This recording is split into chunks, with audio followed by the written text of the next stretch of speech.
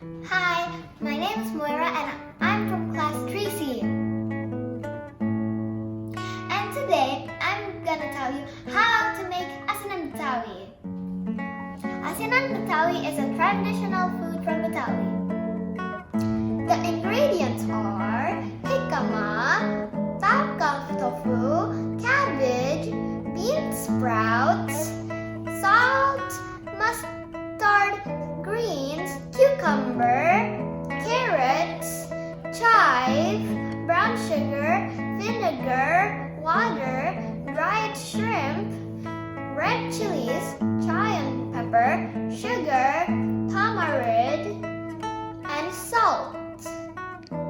And the toppings are fried peanuts and noodles crackers. Put all the ingredients in a pan and then mix the ingredients.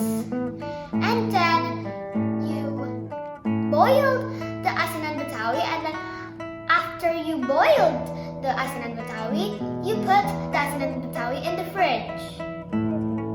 When you're ready to serve it, don't forget to put fried peanuts and noodle crackers. Serve it cold.